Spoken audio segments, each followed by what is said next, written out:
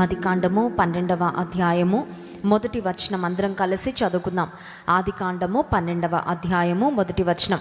యెహోవా, నీవు లేచి నీ దేశము నుండి నీ బంధువుల యొద్ద నుండి నీ తండ్రి ఇంటి నుండి బయలుదేరి నేను నీకు చూపించు దేశమునకు వెళ్ళుము. రెండవ వచనం. నేను గొప్ప జనముగా చేసి నిన్ను ఆశీర్వదించి నీ నామమును గొప్ప చేయుదును, నీవు ఆశీర్వాదముగా ఉందువు. దేవుడు అబ్రహాముతో మాట్లాడుతున్న ఒక శ్రేష్టమైన మాట. మనం ఎవరితో అయినా ఒక కాన్వర్జేషన్ చేస్తే ఆ మాటలో కొన్ని హైలైట్స్ మనకి బాగా గుర్తుంటాయేమో. చూడండి, ఎవరితోనైనా మాట్లాడినప్పుడు ఒకవేళ గొడవ జరిగితే అందులో కొన్ని ఉంటాయి మనకి గుచ్చుకునే మాటలు, అవి బాగా గుర్తుంటాయి. మిగతా మాటలన్నీ కూడా మర్చిపోతాం కొంతకాలం తర్వాత. లేదంటే మనకి ఇష్టమైన వారు మనతో కొద్దిసేపు గడిపితే వారు మనతో మాట్లాడే మాటల్లో మనం జీవితం అంతా గుర్తుపెట్టుకునేసే మాటలు కొన్ని ఉంటాయి అన్నమాట. అవి మనం వాళ్ళని విడిచిపెట్టి వెళ్ళిపోయినా, లేదంటే వారు మనకి దూరంగా ఉన్నా, అప్పుడు చేసిన కాన్వర్జేషన్లో ఆ మాటలు ఏవైతే మన హృదయాన్ని ఆదరించాయో, మన హృదయానికి ఊరట కలుగజేసాయో, మనల్ని సంతోషపెట్టాయో, ఆ మాటలు మళ్ళీ మళ్ళీ మనం జ్ఞాపకం చేసుకొని ఆనందపడిపోతూ ఉంటాం. కానీ దేవుడు మనతో మాట్లాడే మాటలలో హైలైట్స్ కాదండి, ప్రతి మాట ఒక హైలైటే. దేవుడు మాట్లాడే ప్రతి మాట విలువైన మాటే, ప్రతి పదము విలువైన పదమే. దేవుడు అబ్రహాముతో ఒక విలువైన మాట ఆయన మాట్లాడుతున్నారు. In fact it was a command from God. దేవుని నుంచి వచ్చిన ఒక ఆజ్ఞ. దేవుని మాటల్లో చాలా రకాల పరిస్థితులు ఉంటాయి. ఒకవేళ దుఃఖంలో ఉంటే దేవుని మాటలు మనకి ఆదరణ కలుగచేస్తూ ఉంటాయి. కొన్నిసార్లు వేదనలో ఉన్నప్పుడు దేవుని మాటలు మనకి ధైర్యాన్ని ఇస్తాయి. కానీ కొన్నిసార్లు దేవుడు మనతో మాట్లాడినప్పుడు he gives us a command. మనం చేయవలసిన పని మనకు చెప్తాడు. తల్లిదండ్రులు పిల్లలకి ఏదైనా పనులు చెప్పినప్పుడు ఏం కోరుకుంటారంటే వెంటనే వారు వెళ్ళి చెయ్యాలి అని కోరుకుంటారు కదండి. కానీ కొన్నిసార్లు పిల్లలు ఎట్లా ఉంటారంటే, అమ్మా నాన్న ఏదైనా పని చెప్పగానే కొంతమంది పిల్లలు చేసేస్తామంటారు వెంటనే, కానీ చేయరు. చేసేస్తామని చేయకుండా ఉండిపోతారు. మరి కొంతమంది ముందే చెయ్యము అంటారు, చేయరు అసలు. వాళ్ళ గురించి ఇంకా హోప్లెస్ అనుకోండి. ఇంకా వాళ్ళ అమ్మ నాని ఎప్పుడు బాధపడతానంటారు, వీడి మాట వినడండి, అస్సలు చేయడండి. కొంతమంది ఉంటారు తెలివితేటలు ఎక్కువ, చేసేస్తామని చెప్పి చేయరు. చేసేస్తామనగానే అమ్మ నాన్న అనుకుంటారు ఇంకా పని అయిపోయింది, ఫినిష్డ్, ఇంకా వర్క్ కంప్లీట్ అయిపోద్ది అని వాళ్ళు నిబ్బరంగా ఉంటారు. కానీ ఎక్కడ పని అక్కడే ఉంటుంది అనమాట. అప్పుడు వారికి అర్థమవుతుంది, మా అబ్బాయి మాట ఇచ్చారు కానీ వాళ్ళు ఏమీ చేయలేదు. దేవుడు ఇచ్చే కొన్ని ఆజ్ఞలు ఎలా ఉంటాయంటే, it is about an action plan. మనము చేయవలసిన కొన్ని కార్యాల గూర్చి దేవుడు చెప్తాడు. అవి చేయవలసిన పనులు ఎప్పుడు చేయాలి? ఒక సంవత్సరం తర్వాత కాదు. 2024 జనవరిలో దేవుడు ఏదైనా పని చెప్తే అది మర్చిపోవడం కాదు, లేదంటే దాన్ని పోస్ట్ పోన్ చేయడం కాదు, 2025వ సంవత్సరంలో దాన్ని చేద్దాం అనుకోవడం కాదు. ఎప్పుడు చెప్తే అప్పుడే దేవుడు చెప్పిన కార్యాన్ని చేయాలి. దేవుని సన్నిధానానికి వచ్చినప్పుడు కొన్నిసార్లు దేవుడు అంటాడు, పలానాది విడిచిపెట్టే అంటాడు.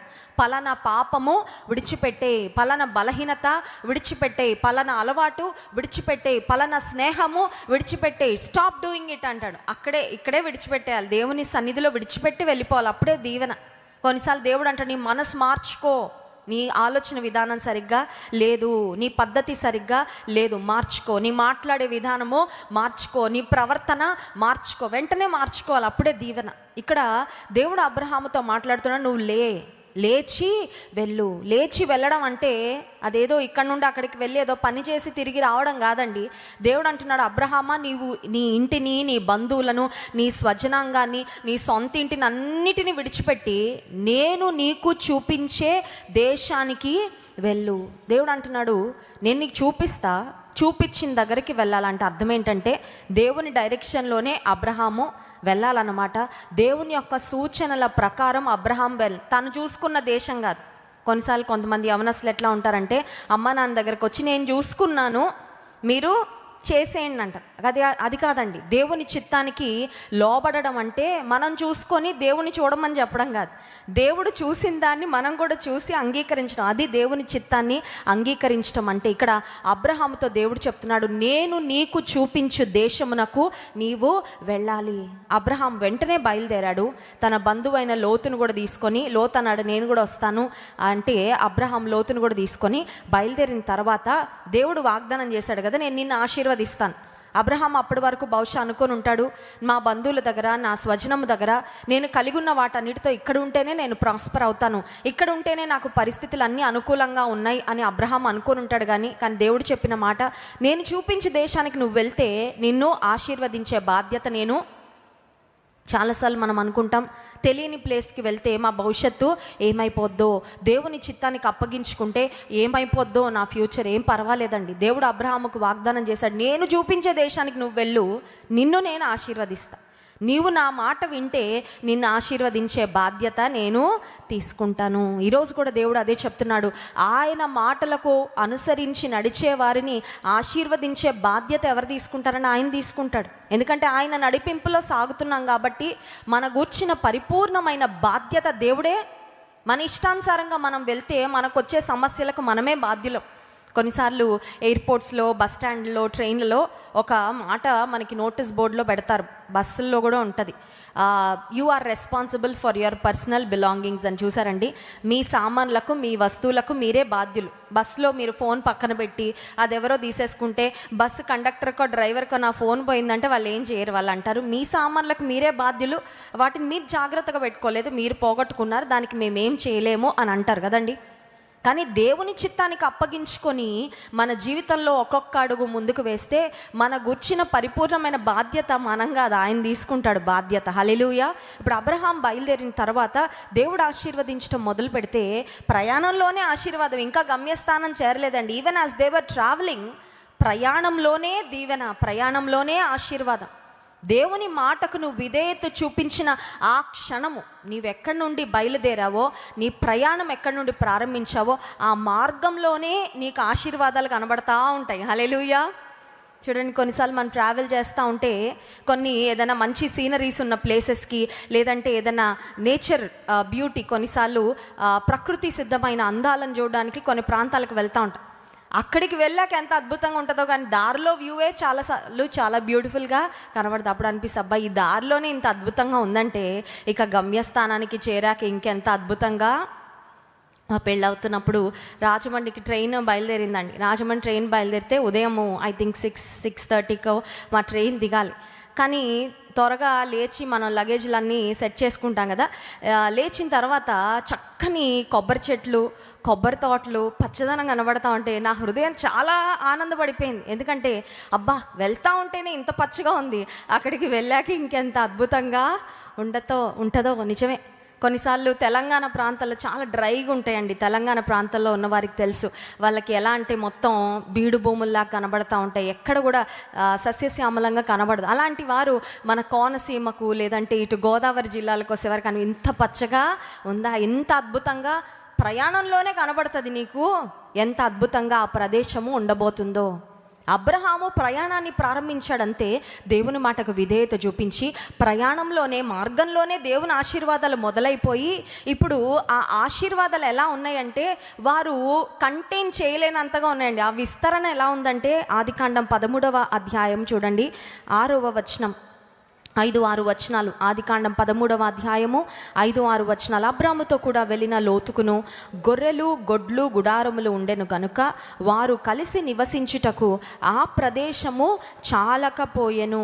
ఎందుకనగా వారి ఆస్తి వారు కలిసి నివసించలేనంత విస్తారమై, దేవుడు ఇంక్రీజ్ ఇవ్వడం మొదలుపెట్టాడు, దేవుడు అభివృద్ధిని ఇవ్వడం మొదలుపెట్టాడు, దేవుడు విస్తరింపజేయడం మొదలు పెడితే కలిసి ఉండలేనంత విస్తరణ దేవుడు అనుగ్రహించాడంట. దేవునిలో మనం ఉంటే, దేవుని మీద ఆధారపడితే, యెహోవా నా కాపరి, నాకు లేమి కలుగదు అనే స్థితికి దేవుడు ఖచ్చితంగా తీసుకొస్తాడు.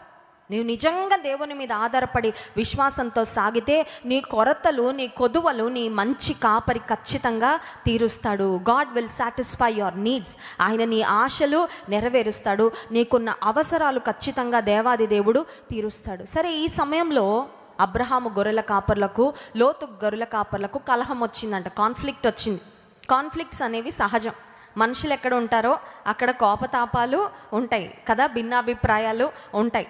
మనుషులుండి సమస్యలు ఉండకపోవడం అంటే చాలా ఆశ్చర్యం అండి. ఎక్కడ మనుషులు ఉంటారో అక్కడ ఖచ్చితంగా ఏదో ఒక చిన్న చిన్న కాన్ఫ్లిక్ట్స్ అనేవి అరైజ్ అయిపోతూ ఉంటాయి.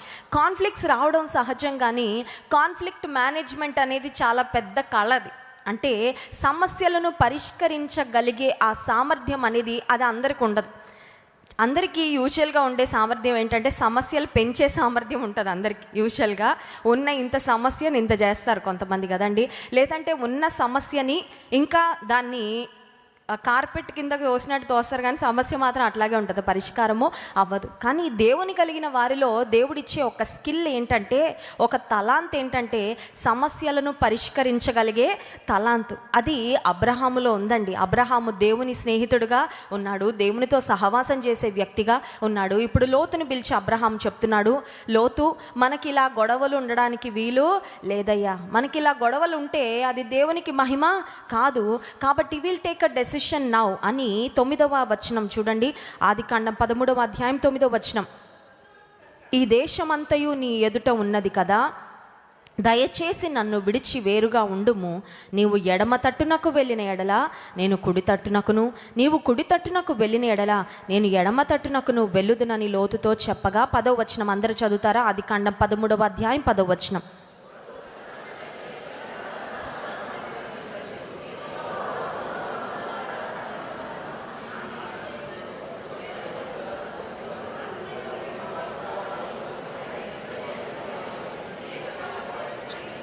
చాలండి. అబ్రహాము లోతుతో ఒక అద్భుతమైన సంభాషణ. ఏం సంభాషణ అంటే, లోతు మొదట ఎంపిక నువ్వు చేసుకో అయ్యా, నువ్వు విడిచిపెట్టేసింది నేను తీసుకుంటాను. ఇది ఎవరైనా చెప్తారండి? మామూలుగా ఒక ప్లేట్లో 2 కేకులు వచ్చినాయి, ఆ కేకుల్లో ఒక ముక్క పెద్దగా ఉంది, ఒక ముక్క చిన్నగా ఉంది. అందరి దృష్టి దేని మీద ఉంటుందండి? బిగ్ పీస్, అవునా కదా? 2 డ్రెస్సులు ఉన్నాయి, ఇది తీసుకోవాలా అది తీసుకోవాలా, అక్క చెల్లెళ్ళు ఉన్నారు. ఫస్ట్ వెళ్ళిన వాళ్ళు తక్కువ తీసుకుంటారా, మంచిది తీసుకుంటారా? అంతే. కానీ అబ్రహాములో ఉన్న ఆత్మీయమైన పరిపక్వత ఎంత గొప్పదంటే, అబ్రహాము చిన్నవాడైనా, ఆత్మీయంగా వయసులో కూడా చిన్నవాడైన లోతునకు చాయిస్ ఇచ్చి చెప్తున్నాడు, ఈ దేశమంతా నీ ఎదుట, నీ కన్నుల ఎదుట ఈ ప్రాంతం అంతా ఉంది, నువ్వు మొదటగా ఎంపిక చేసుకో. అప్పుడు లోతు ఒక మాట చెప్పుండాలి, ఏమనంటే, అబ్రాహాము నాకు తండ్రి లాంటి వాడివయ్యా, నువ్వు దేవునితో సహవాసం చేసే వ్యక్తివయ్యా, నా కోసం నువ్వే ఎంపిక చేయి, you select something for me, నువ్వు నా కొరకు ఎంపిక చేయి, నువ్వు నా కొరకు ఏ ప్రాంతాన్ని ఎంపిక చేస్తే నేను ఆ ప్రాంతం వైపుకు వెళ్తాను అని చెప్పుంటే లోతు పరిస్థితి, లోతు భవిష్యత్తు వేరేలాగా ఉండేదేమో. కానీ లోతు అనుకున్నాడు, కన్నులెత్తి చూచాడంట. హి సా, కన్నులెత్తి. కొన్నిసార్లు మనం కన్నులతో బాగా చూస్తాం కదా, ఏదన్నా ఎంపిక చేసుకొని, ఏదన్నా ఇల్లు కొనుక్కోవాలంటే 10 కళ్ళు పెట్టుకొని, కళ్ళజోడు ఉన్న వాళ్ళకి 4 కళ్ళు అయితే మనం 10 కళ్ళు పెట్టుకొని వెతుకుతూ ఉంటాం. అంత బాగుందా? ఎక్కడైనా క్రాక్స్ ఉన్నాయా? పెయింటింగ్ అంతా మంచిగా వేసారా? పునాదులంతా మంచిగానే ఉన్నాయా? దీన్ని ఎవరు కట్టారండి? ఎంతకాలం అయిందండి కట్టి? బాగా పరీక్షించి, బాగా చూసి చూసి చూసి అప్పుడు కొనుక్కుంటాం. ఒక వస్త్రము కొనుక్కోవాలంటే, ఒక ఆహార పదార్థాలు తీసుకోవాలంటే కొంతమంది ఆత్రంగా ఎక్స్పైరీ డేట్ చూడకుండా కొనేసుకుంటారు. అప్పుడు ఏమవుతుందండి? ఆరోగ్యం పాడైపోద్ది కదా.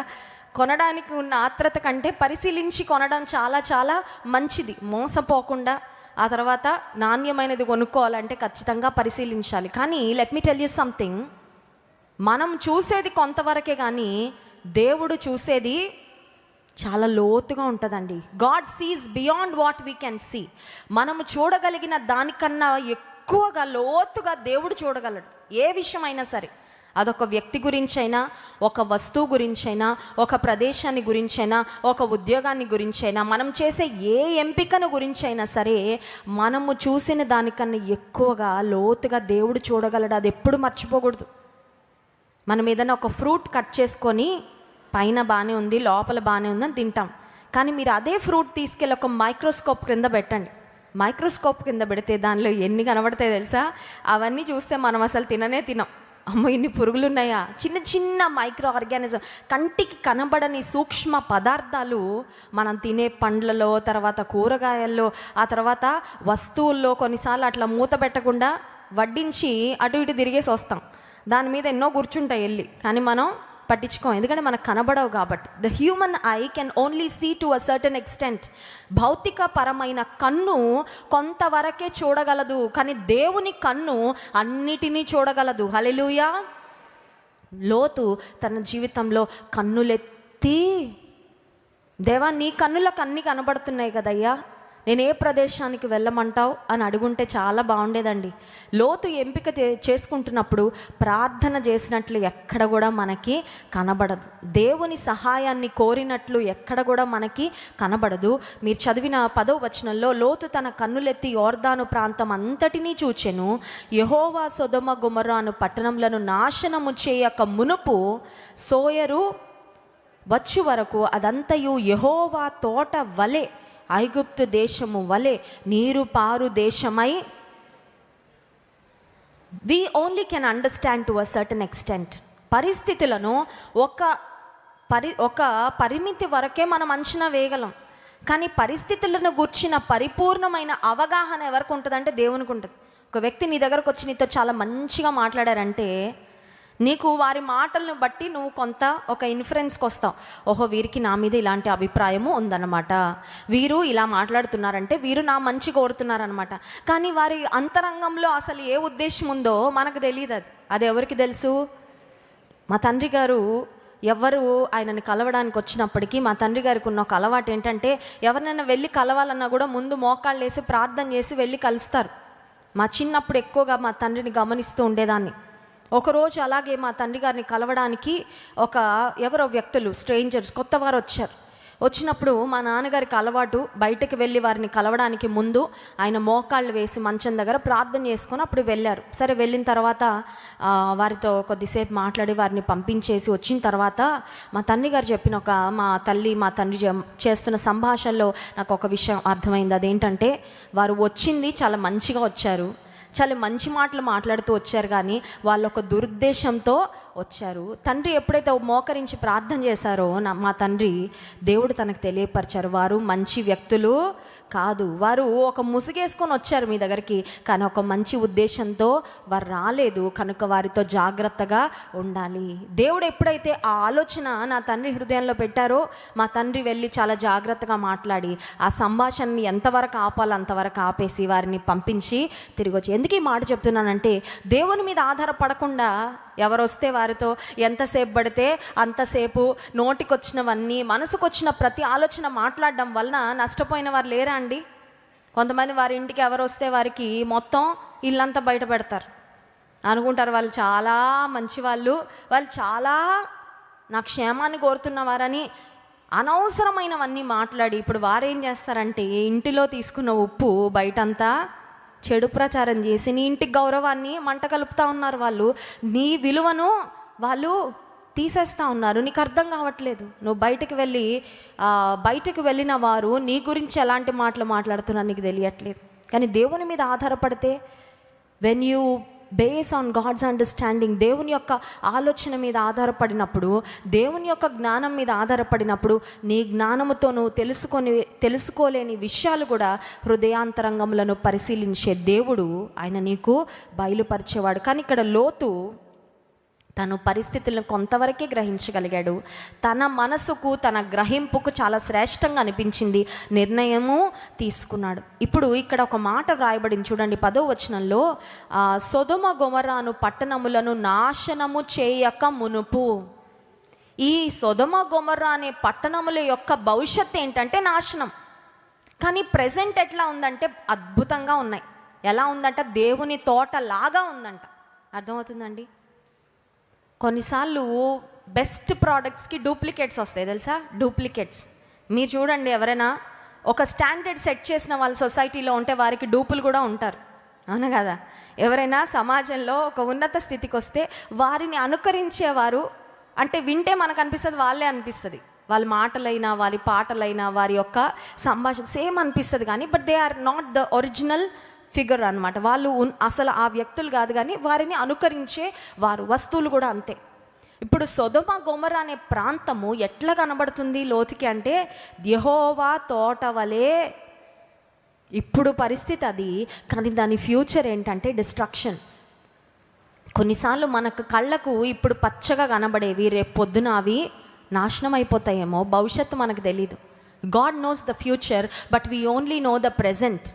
మనిషికి ఏం తెలుసు అంటే ఇప్పుడున్నది తెలుసు, కానీ భవిష్యత్తు ఎవరికి తెలుసు అంటే కొన్ని సంవత్సరాల తర్వాత రాజమండ్రి ఎట్లా ఉంటుంది మనకు తెలీదు. కొన్ని సంవత్సరాల తర్వాత భారతదేశ పరిస్థితులు ఎట్లా ఉంటాయి మనకు తెలీదు. కొన్ని సంవత్సరాల తర్వాత నువ్వు పెళ్లి చేసుకోబోయే వ్యక్తి నిన్ను ఎలా చూసుకుంటాడో నీకు తెలీదు. కానీ నీకేం తెలుసు అంటే ఇప్పుడే తెలుసు అంతే.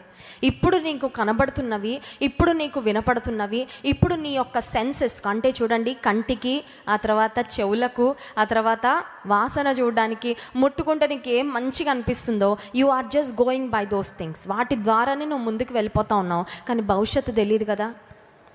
లోతు తన జీవితంలో అన్నీ తెలిసిన దేవునికి అప్పగించుకోలేకపోయాడు.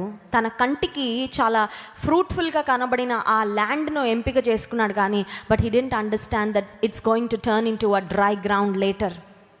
ఒక వ్యర్థమైన స్థలముగా, ప్రదేశముగా ఆ సొదొమ గొమొర్రా అనే ప్రాంతము మార్చబడబోతుంది అని తాను తెలుసుకోలేకపోయాడు. ఎంపిక చేసేసుకున్నాడు. అబ్రహాంతో చెప్పాడు, అబ్రహాం నేను ఈ ప్రాంతానికి వెళ్తానంటే అబ్రహాం ఒప్పుకున్నాడు. కానీ ఆ ప్రదేశానికి వెళ్ళిన తర్వాత అక్కడున్న ప్రజల దుస్థితి చూడండి, 13వ వచనం. సొదొమ మనుషులు దుష్టులను యెహోవా దృష్టికి బహు పాపులునై యుండిరి. సొదొమ ప్రజలు ఎలా ఉన్నారంట? దుష్టులుగా. ఇప్పుడు ఎవరి మధ్యలో గుడారం వేసుకున్నాడు లోతు? దుష్టుల మధ్యలో గుడారం వేసుకున్నాడు. ఆది కీర్తనలో, మొదటి కీర్తనలో మనందరికీ తెలిసిన మాట, దుష్టుల ఆలోచన చొప్పున నడువక, పాపుల మార్గమున నిలువక, అపహాసకులు కూర్చుండు చోటన అసలు వారి బాటలోనే నడవద్దు. వారిచ్చే ఆలోచనల చొప్పున. దుష్టుల మధ్యలో ఉంటే నీకు సలహాలు ఎవరిస్తారు? దుష్టులే ఇస్తారు. ఎలాంటి సలహాలు ఉంటాయి అవి? అన్గాడ్లీ సజెషన్స్ కదండి. దుష్టులు ఇచ్చే సలహాలు ఎలా ఉంటాయి? దైవికమైన సలహాలు ఇస్తారా? పరిశుద్ధమైన సలహాలు ఇస్తారా? యోగ్యమైన సలహాలు ఇస్తారా? నీతి మార్గాన్ని గుర్చిన సలహాలు ఎప్పుడు ఇవ్వరే. ఎందుకంటే వాళ్ళు ఉన్నదే దుష్టత్వంలో కదా, దాన్ని బట్టే ఇస్తారు సలహాలు. ఇంకోటి, దుష్టులు నీతిమంతులు కూడా పాడు చేయాలని ప్రయత్నం చేస్తారు, కానీ నీతిగా బ్రతుకుతుంటే వారికి మంచిగా అనిపించదండి. వారిని ఏదో ఒక విధంగా దుష్టత్వంలోకి లాగాలని చూస్తారు. దుష్టుల ఆలోచన చొప్పున నడవద్దు, పాపుల మార్గంలో కూడా నిలబడద్దంటే ఇప్పుడు ఎక్కడ వెళ్ళి వేసుకున్నాడు గుడారం లోతు? చాలా చాలా ప్రాముఖ్యం. ఎలాంటి రూమ్మేట్స్ మధ్యలో నువ్వు ఉంటున్నావు చాలా ప్రాముఖ్యం. ఎలాంటి వారి మధ్యలో నువ్వు సెటిల్ అవుతున్నావు చాలా ప్రాముఖ్యం. ఎలాంటి ప్రదేశంలో వెళ్ళి నువ్వు పర్మనెంట్గా రిసైడ్ అవుతున్నావు చాలా ప్రాముఖ్యం. ఎందుకంటే చుట్టుపక్కల పరిస్థితులు నీ జీవితాన్ని చాలా ఎక్కువగా ప్రభావితము చేస్తాయి. You will have a big influence. ఖచ్చితంగా ప్రభావితం చెందుతావు. ఇప్పుడు లోతు కళ్ళతో చూసి చాలా సస్యశ్యామలంగా దేవుని తోటగా కనబడుతుంది సొదొమ గొమొర్రా ప్రాంతం అనుకొని వెళ్ళి గుడారం వేసుకున్నాడు. కానీ వెళ్ళిన తర్వాత అర్థమైంది ఇక్కడ ప్రజలు బహు దుష్టులుగా, దేవునికి అవిధేయులుగా ఉన్నారు. యోబైతే తన నీతిని, భక్తిని కాపాడుకోగలిగాడు, కానీ పుట్టి పెరుగుతున్న తన బిడ్డలు, లేదంటే యవన కాలంలో ఉన్న తన బిడ్డలు తప్పిపోయారండి. ఎందుకు తప్పిపోయారు? లోతు యొక్క బిడ్డలు ఎందుకు తప్పిపోయారని ఆలోచన చేస్తే, లోతు భక్తిగానే ఉన్నాడు కానీ చుట్టూ భక్తిహీనులే కదా. ఆ చుట్టూ ఉన్న భక్తిహీనుల ప్రభావం ఎవరి మీద ఎక్కువ పడిందంటే లోతు యొక్క కుటుంబం మీద ఎక్కువగా పడింది. Lord did not think about the spiritual condition of the Sodomites. సొదొమ ప్రజల యొక్క ఆత్మీయ స్థితి ఏంటి అని ఆలోచించలా. ఒక హాస్టల్లో నువ్వు పెట్టేటప్పుడు, లేదంటే నీ బిడ్డలను స్కూల్కి పంపించేటప్పుడు, కాలేజ్కి పంపించేటప్పుడు తల్లిదండ్రులారా వారికి చెప్తున్నారా, నువ్వు ఎలాంటి వారితో స్నేహం చేస్తున్నావు జాగ్రత్త అమ్మా, ఎలాంటి రూమ్మేట్స్తో ఉంటున్నావో జాగ్రత్త, ఎలాంటి వాళ్ళతో ఫోన్లు చేస్తున్నావో జాగ్రత్త, ఎలాంటి వారితో కలిసి తిరుగుతున్నావో జాగ్రత్త. ఇవి చెప్పాం చాలాసార్లు. ఫుడ్ బాగా తింటున్నావా నాన్న, బాగా పడుకుంటున్నావా, మంచిగా చదువుతున్నావా, ఇవే చూసుకుంటాను తప్ప వారు ఎవరితో స్నేహం చేస్తున్నారు దాని గురించి మాట్లాడడం చాలాసార్లు. మంచి బట్టలు వేసుకోయే, మంచి బట్టలు వేసుకుంటారు పర్వాలేదు, but what about their heart? But what about their spiritual condition? వారి ఆత్మీయ స్థితి ఏమవుతుంది గమనిస్తున్నావా, పట్టించుకుంటున్నావా? కొంతమంది తల్లిదండ్రులు పిల్లల్ని హాస్టల్, కాలేజ్ పంపించి ఏం పట్టించుకోరు వాళ్ళ గురించి. చదువుతారులేండి, పెరిగిపోతారు కరెక్టే, చదువుతారు కరెక్టే, ఉద్యోగాలు వస్తాయి కరెక్టే, కానీ ఆత్మీయంగా వారు దిగజారిపోతున్నారు, నీకు తెలియట్లేదు. వారి గూర్చిన పట్టింపు నీకు ఉండట్లేదు. వారిని గూర్చి నువ్వు శ్రద్ధ తీసుకుంటున్నావా? వారికి చెప్పాల్సిన మాటలు చెప్తున్నావా? వారిని అబ్జర్వ్ చేస్తున్నావా? కొన్నిసార్లు పిల్లలు రహస్యంగా చాలా పడిపోతారండి, దేవునికి చాలా దూరం అయిపోతారు. అది తల్లిదండ్రులు తెలుసుకునేసరికి చేతులు దాడిపోతున్నాయి పరిస్థితులు. ఈ రోజుల్లో చాలా కుటుంబాల్లో అవే జరుగుతున్నాయి. చాలామంది తల్లిదండ్రులు వచ్చి చెప్తా ఉంటారు, మా పిల్లలు ఇంత దేవునికి దూరం అయిపోయారని మేము తెలుసుకోలేకపోయాం. లోతు యొక్క మనం గమనించినట్లయితే సొదొమ గొమొర్రా ప్రాంతాన్ని దేవుడు ఆకాశం నుండి అగ్నిగంధకాలు పంపించి కాల్చారు. అయితే ఆ సందర్భానికి ముందు దేవుడు లోతును ప్రేమించి లోతు యొక్క కుటుంబాన్ని నశింపజేయకుండా 2 దేవదూతలను పంపించి వారిని బయటకు తీసుకొస్తారు వెలుపలికి. అప్పుడు లోతు, అతని భార్య, అతని 2 కుమార్తెలు బయటకు వచ్చారు. కానీ చరిత్ర గ్రంథాలలో మనం గమనించినట్లయితే అక్కడ మనం చూసే మాట, లోతుకి కుమారులు కూడా ఉన్నారంట. Lot did not just have daughters, కొడుకులు కూడా ఉన్నారు. కానీ ఆ కుమారులు ఏమైపోయారంటే మిగిలిపోయారు. కుమారులు అన్నారు, నాన్న నువ్వు వెళ్ళలే, దేవదూతలు వచ్చి నేను తీసుకెళ్తే నువ్వు వెళ్ళు, మాకు ఇష్టం లేదు, మేము రాము, మాకు ఇక్కడే బాగుంది, ఇక్కడున్న దుష్టత్వము, ఇక్కడున్న పాపము, ఇక్కడున్న వ్యభిచారం మాకు చాలా కంఫర్టబుల్గా ఉంది, we want to stay here. నువ్వు వెళ్తానంటే ఆకాశం నుండి గంధకాలు వస్తే అప్పుడు చూసుకుందాంలే. ఈ రోజుల్లో కూడా సమాజంలో చాలామంది అలాగే తయారవుతున్నారండి. భవిష్యత్తు గురించి అప్పుడు చూసుకుందామండి, నాశనం వస్తే అప్పుడు చూసుకుందామండి, నిత్య జీవితాన్ని గురించి తర్వాత చూసుకుందామండి, ముందు ఈ లైఫ్ని ఎంజాయ్ చేయనివ్వండి. అశ్రద్ధలో బ్రతికేవారు, అంధకారంలో బ్రతికేవారు, కన్నులు మనోనేత్రాలను అపవాది చాలామంది గుడ్డితనం కలుగజేసింది. బయటకు బాగానే చూస్తున్నారు, బయట కళ్ళు బాగానే కనబడుతున్నాయి, కానీ ఆత్మీయమైన అంధత్వంలో ఏది వాస్తవము ఏది అవాస్తవము తెలుసుకోలేని స్థితిలో చాలామంది జీవిస్తూ ఉన్నారు. లోతు కుమారులు కూడా ఉన్నారు. చరిత్ర గ్రంథంలో మనం చూసినట్లయితే ఆ విషయం అర్థమవుతుంది. But they remained back. వాళ్ళు ఏమైపోయారు? అగ్నికి ఆహుతి అయిపోయారు. లోతు భార్య అయితే బయటకు వచ్చింది. దేవుని దూతలు చాలా క్లియర్గా చెప్పారు, వెనక్కి మాత్రం తిరిగి చూడద్దు. నీకెన్ని సంపదలన్నా ఉండని, నీకెంత ఆస్తన్నా ఉండని, నీకెంత బంగారమైనా ఉండని, నీకెంత విలువైన వస్త్రాలైనా ఉండని, వాటిని నువ్వు దేవుని కన్నా ఎక్కువగా ప్రేమించి వాటికి ఎక్కువ విలువ ఇచ్చావంటే ఫినిష్డ్. లోతు భార్య ఏమైపోయిందండి? ఉప్పు స్తంభంగా. లోతు ఒక మాటలో చెప్పాలంటే అందరినీ కోల్పోయాడండి. భార్య ఏమో ఉప్పు స్తంభం అయిపోయింది, కొడుకులేమో అక్కడే అగ్నికి ఆహుతి అయిపోయారు. కుమార్తెలు 2 భయంకరమైన పాపం చేసి ఆత్మీయంగా హీ లాస్ట్ దెమ్ స్పిరిచువల్లీ, వారిని కూడా ఆత్మీయంగా కోల్పోయాడు. ఎవరు మిగిలారంటే ఒక్కడు మిగిలాడు. ఎంత వేసుకొని వెళ్ళాడు సొదొమ ప్రాంతానికి, సొదొమ గొమొర్రా ప్రాంతానికి లోతు వెళ్ళినప్పుడు ఎంత బాగున్నాడంటే బహు విస్తారమైన ఆస్తిపాస్తులు, ధనము, కుటుంబము, స్పిరిచువల్గా కూడా చాలా బాగున్నారు అబ్రహాంతో ఉన్నంత వరకు. కానీ ఒక్కసారి ఆత్మీయమైన సహవాసము దూరం అవ్వగానే ఏమైపోయిందంటే లోక పరిస్థితుల ప్రభావం బాగా పడిపోయింది. కొంతమంది దేవునిలోకి వచ్చినప్పటికీ లోక సంబంధమైన స్నేహాలు, బంధుత్వాలు వదలరండి, వాటిని పట్టుకొని వేలాడుతూ ఉంటారు. దేవుని మందిరంలో దేవుని బిడ్డలతో ఎక్కువ సమయం గడపడం కంటే ఎక్కువగా అక్కడికే పరిగెడతా ఉంటారండి. ఖచ్చితంగా ప్రభావం ఉంటుంది, ఖచ్చితంగా వాటి యొక్క ఇన్ఫ్లుయెన్స్ నీ జీవితంలో నష్టం వస్తుంది ఖచ్చితంగా. ఒకవేళ వెళ్తే అన్యుల మధ్యలోకి వారిని ప్రభావితం చేయడానికి వెళ్ళు. వారికి నువ్వు చెప్పగలవా సువార్త? అప్పుడు వెళ్ళు. నువ్వు వెళ్ళి వారితో పాటు అన్యాచారాల్లో సంప్రదాయాల్లో పాలు పంపులు పొందే స్థితికి వస్తే వెళ్ళకపోవడమే నయం. దేవునికి దూరం అవడం కంటే ఈ లోక సంబంధంగా కొన్నిటిని కోల్పోవడమే మంచిదేమో. కొంతమంది బంధువుల దగ్గరకు, స్నేహితుల దగ్గరకు వెళ్తారు, కానీ ఒక్క మాట చెప్పే ధైర్యం ఉండదు దేవుని గురించి. ఎందుకు నీ ధైర్యం? ఎందుకు నీ భక్తి? ఎందుకు నువ్వు 30 సంవత్సరాల నుండి విశ్వాసివి? What is the use?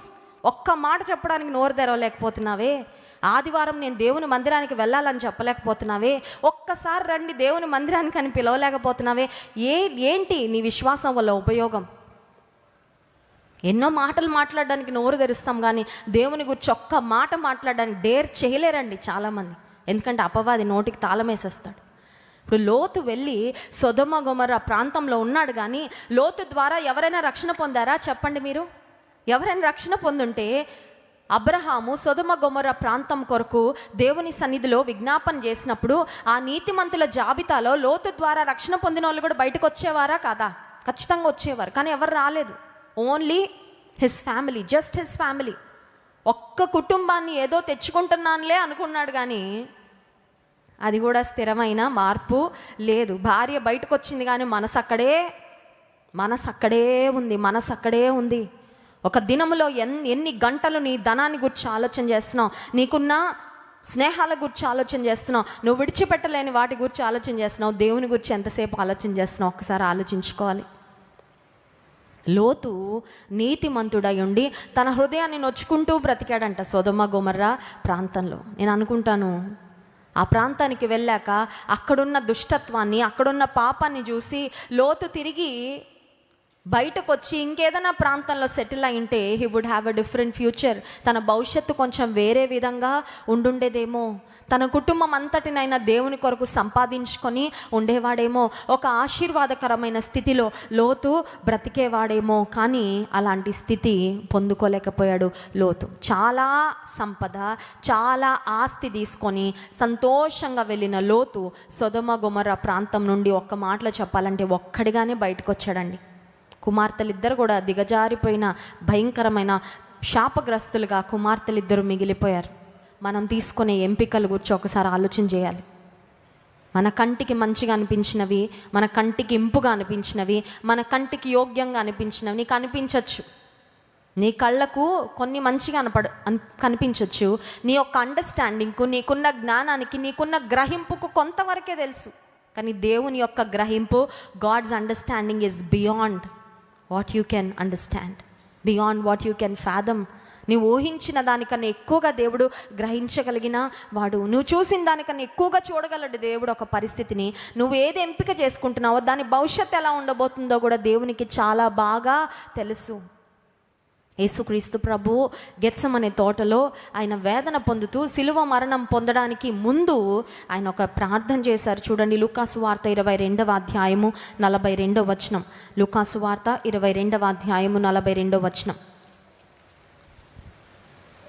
తండ్రి, ఈ గిన్నె నా యొద్ద నుండి తొలగించుటకు నీ చిత్తమైతే తొలగించుము, అయినను నా ఇష్టము కాదు నీ చిత్తమే సిద్ధించును గాక అని ప్రార్థించెను.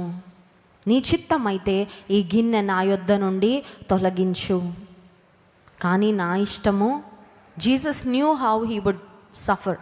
సిలువ మరణానికి వెళ్ళక మునుపు సిలువ మరణం ఎలా ఉండబోతుందో ఆయన కంప్లీట్గా తెలుసండి. ఆపరేషన్ లైఫ్లో ఫస్ట్ టైం చేయించుకునే వాళ్ళకి ఆపరేషన్ అంటే ఇలా ఉంటుందేమో, అలా ఉంటుందేమో, అయ్యాకి ఇలా ఉంటుందేమో, అలా ఉంటుందేమో, కొన్ని ఊహాగానాలు ఉంటాయేమో. కానీ రియాలిటీలోకి వెళ్ళాక అర్థమవుతుంది, ఇంత పెయినే ఉంటుంది అనుకున్నా కానీ ఎక్కువ ఉందే పెయిన్. ఇంతకాలమే నేను బెడ్ మీద ఉంటాను అనుకున్నా, ఇంకెక్కువ టైం పడుతుందే రికవర్ అవ్వడానికి. ఎక్స్పీరియన్స్లోకి వచ్చాక కొన్ని విషయాలు ఎక్కువ తెలుస్తాయి. కానీ యేసుక్రీస్తు ప్రభు దైవ మానవుడు కాబట్టి he had a total understanding of how the cross would be. సిలువ మరణము, సిలువ శ్రమ ఎలా ఉండబోతుందో పరిపూర్ణంగా తెలుసండి. పరిపూర్ణంగా తెలుసుండి ఒక ప్రార్థన చేస్తున్నాడు, తండ్రి నీకు ఇష్టమైతే ఈ గిన్నె నా యొద్ద నుండి తొలగించు, అయినా నా చిత్తము. ఈ సంవత్సరం యొక్క ప్రారంభంలో దేవుని చిత్తానికి మనల్ని అప్పగించుకోవడం చాలా చాలా అవసరము, చాలా చాలా ప్రాముఖ్యం కూడా. ఎందుకంటే దేవుని చిత్తం నుండి తొలగితే దేవునికి దూరం అయిపోయినట్లు, అవునా కాదండి? దేవుని చిత్తాన్ని గ్రహిస్తూ నువ్వు సాగితే నువ్వు దేవునిలో కొనసాగినట్టు, దేవుని ఘనపరుస్తావు ఖచ్చితంగా. దేవుని చిత్తంలో ఉంటే దేవుని ఘనపరుస్తాం ఖచ్చితంగా. దేవుని చిత్తంలో ఉంటే తప్పటడుగులు ఎప్పుడు కూడా వెయ్యం. కానీ దేవుని చిత్తం నుండి తొలగిపోతే, దేవుని చిత్తానికి దూరం అయితే, దేవుని చిత్తాన్ని గ్రహించలేని స్థితిలో ఉన్నామంటే అర్థం ఏంటంటే దేవునికి దూరంగా ఉన్నాము అని. చాలాసార్లు దేవునికి దగ్గరగా ఉన్నాము అనుకుంటూనే కొన్నిసార్లు మనం దేవునికి దూరంగా వెళ్ళిపోతున్న దానికి సూచనలు ఏంటంటే ప్రార్థన చేయాలనిపించదు. అర్థమవుతుందండి? డాక్టర్ దగ్గరికి వెళ్ళి ఆకలి అనిపించట్లేదండి అంటే ఏదో రోగం ఉంది కంపల్సరీ. నాకు యాపిటైట్ ఉండట్లేదండి అంటే డాక్టర్ అంటాడు ఏదో వ్యాధి ఉందమ్మా, టెల్ మీ మోర్, ఇంకా నీకేం లక్షణాలు ఉన్నాయి నీ దేహంలో ఒకసారి చెప్పు అని అడుగుతారు. దేవునికి దూరం అవుతున్నామంటే ఏంటంటే ఆత్మీయంగా ఆకలి ఉండదు. వాక్యము బైబిల్ చూడగానే పట్టుకోవాలనిపించదు. దేవుని సన్నిధి అంటే అశ్రద్ధ వచ్చేస్తుంది. ఇంకాసేపు పడుకుంటే బాగుండు, బయటున్న షాపింగ్ పనులన్నీ చేసుకొని ఆఖరి ప్రార్థనకి వెళ్తే బాగుండు, ఉపవాస ప్రార్థన స్కిప్ చేస్తే బాగుండు, ఇలాంటివన్నీ ఆలోచనలు వస్తున్నాయండి. అర్థం ఏంటంటే that is a sign of spiritual downfall. ఆత్మీయంగా కిందకి వెళ్ళిపోతున్నాం అన్నమాట. దానికి అవే సూచనలు, దానికి అవే గుర్తులు. కానీ ఈ సంవత్సరంలో దేవుని సన్నిధిలో ఒక ప్రార్థన చేయాలి మనందరం. ఏమనంటే, ప్రభా నీ చిత్తమును తెలుసుకునే కృప నాకు ఇవ్వు, నీ చిత్తమును ఎరిగే కృప నాకు ఇవ్వు, నీ చిత్తాన్ని నెరవేర్చే శక్తి కూడా నాకు. కొన్నిసార్లు దేవుని చిత్తం తెలుసుకుంటాం కానీ చెయ్యం. దేవుని చిత్తం అడుగుతాం, చెప్పయ్యా చెప్పయ్యా చెప్పాక వద్దయ్యా కష్టంగా నా వల్ల కాదులే అయ్యా, ఇంకెవరికైనా ఇవ్వు ఆ పని, ఇంకెవరితో అన్నా చేయించుకో, నా వల్ల నాకు వేరే కమిట్మెంట్స్ ఉన్నాయ్యా, నా బాడీ సహకరించదయ్యా, లేదంటే నేను వచ్చే నిందలకు అవమానాలకు సిద్ధంగా లేనయ్యా, ఐఎమ్ నాట్ రెడీ. కొన్నిసార్లు అంటాం దేవా తర్వాత చేస్తానులే అయ్యా, లేదంటే కొన్నిసార్లు సాకులు చెప్తాం మోసేలాగా, ఏమని గొట్టి మాంద్యం గలవాడినయ్యా, నన్ను ఎంచుకున్నావయ్యా, నాకంతా లేదు. నీకెంతుందో ఆయనకు, నీకు ఉందని కాదు నిన్ను ఎంచుకుంటుంది, ఆయన వాడుకోవాలని నిన్ను ఎంచుకుంటున్నాడు. నీకేం అవసరమో అది ఇచ్చి ఆయన వాడుకొని ఆయన మహిమ పొందుతాడు. హల్లెలూయా. Do not look at your own strength. నీ స్వంత శక్తిని చూసుకోవద్దు, నీ స్వంత బలాన్ని చూసుకోవద్దు, నీ సొంత సామర్థ్యాన్ని చూసుకోవద్దు. అలా చూసుకుంటున్నావంటే నువ్వు దేవుని మీద ఆధారపడట్లేదు. దేవుని వైపు చూడంతే. ప్రభా నీ చిత్తము నెరవేర్చు నా ద్వారా, నీ చిత్తము జరిగించుకో నా జీవితంలో, నీ చిత్తం జరిగించడానికి నేను ready. I'm ready to put my hand in your hand. నీ చేతిలో నా చేయి పెట్టడానికి నేను సిద్ధంగా. చెప్పగలమా? ఈ ఉదయకాల సమయంలో చెప్దామా, దేవా నీ చేతిలో నా చేతిని పెడతాను, నువ్వు ఎటు తీసుకెళ్తే అటు, నువ్వు ఏం చేయమంటే అది చేస్తా, ఎక్కడ ఉండమంటే అది కూడా ముఖ్యమండి. చిన్నపిల్లలు చూడండి, అక్కడ ఉండమంటే వాడికి, మొన్న మా అమ్మాయితో అన్నాను ఇది చేయొద్దు అన్న, అంటుంది నువ్వు ఊరికే చేయొద్దు అనకు మమ్మీ, నాకు అదే చేయాలనిపిస్తుంది అంట. ఏంటంట, ఊరికే నేను 10 సార్లు ఎందుకు చెప్తున్నానంటే అది చాలా ఇంపార్టెంట్ చేయొద్దని, కానీ వాళ్ళకి ఎట్లా అనిపిస్తుందంట వద్దొద్దు అంటే ఎక్కువ చేయాలి కదండి. మానవ స్వభావం అదే. దేవుడు చెయ్యొద్దంటే అక్కడికే వెళ్తాం, దేవుడు ఇక్కడే ఉండంటే అంతా తిరుగుతాం కదా, ఊరంతా తిరిగేసి అక్కడ మాత్రం ఉండం. ఏంటయ్యా నాకు ఏదో చేతులు కట్టి పడేసినట్లు. దేవుని పాదాల దగ్గర కొన్నిసార్లు కూర్చుని ఉండాలండి అంతే. ఊరంతా తిరిగితే రాదు ఆశీర్వాదం, కొన్నిసార్లు ఆయన పాదాల దగ్గర కూర్చొని ఉండడం అంతే. మరియా యేసు పాదాల దగ్గర కూర్చొని నేర్చు, learning in silence, learning in submission, మౌనంగా కూర్చొని ఆయన పాదాల దగ్గర బడిగా వేరే ఏ ఆలోచన పెట్టుకోకుండా, ప్రభా నీ చిత్తం నాకు తెలియపరచు, నీ మార్గాలు నాకు తెలియపరచు, నీ ఉద్దేశాలు నాకు తెలియపరచు, దేవా నాతో మాట్లాడు, నా స్థితి ఏంటో నాకు చూపించు, నీ మహిమను నాకు కనపరచు.